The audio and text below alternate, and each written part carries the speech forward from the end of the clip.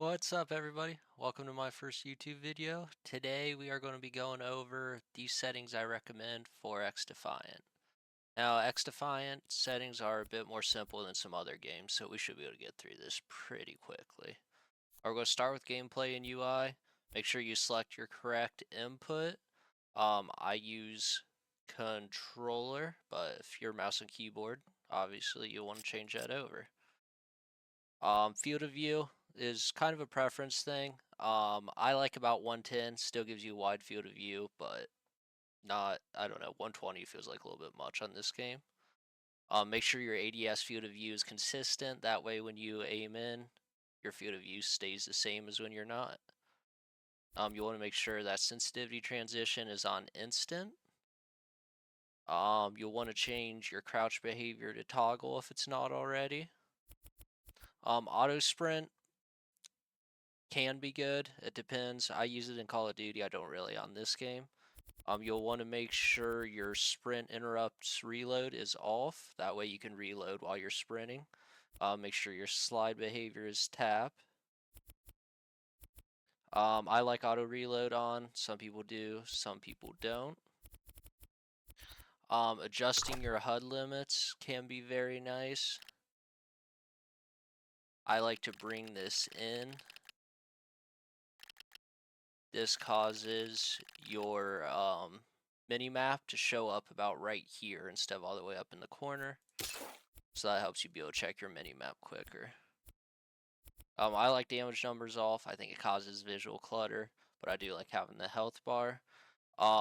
If you want your mini-map, I come from a Call of Duty background, so I like it to be similar to COD. You want to make sure that rotation's off. Let's see, and then for your overlays, I like to have my FPS on so I know what I'm running at, and then I like to know my ping as well. I am going to skip mouse and keyboard as I don't use it and I couldn't give good advice. For your controller, I so far have been liking the standard aim assist, of course. You want to leave your strength at 0. That is actually the strongest, as weird as that sounds. Same with your follow. For your aim response curve type, I like the reverse S curve.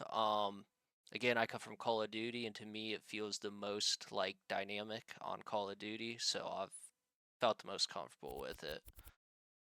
I have my both sensitivities set at 35.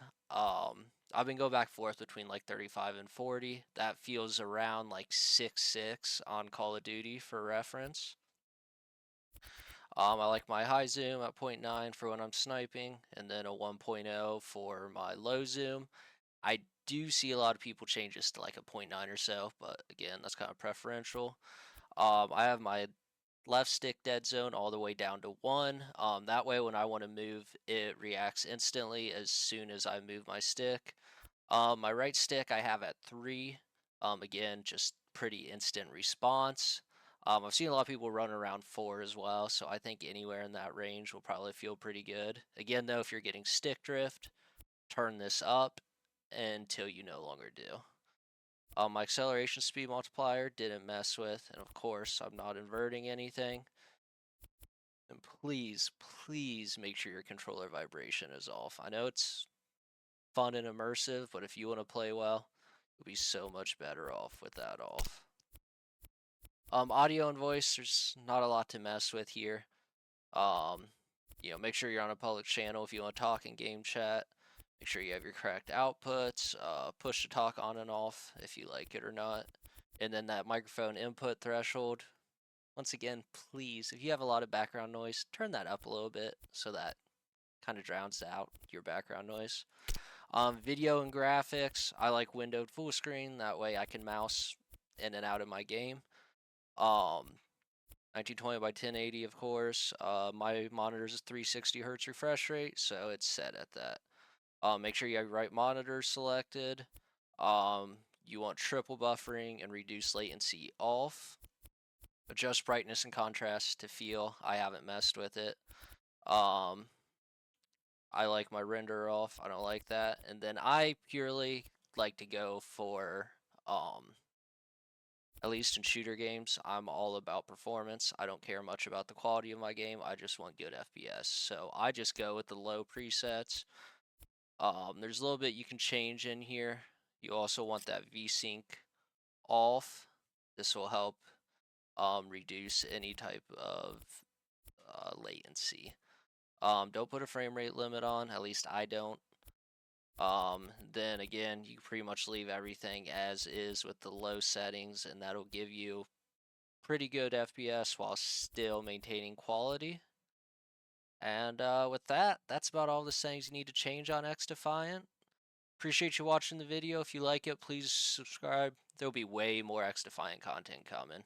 Probably some Warzone and COD in the future as well, but for now we're focusing on XDefiant.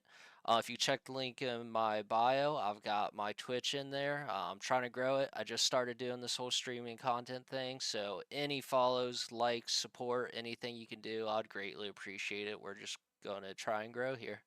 So again, appreciate the watch. Peace out.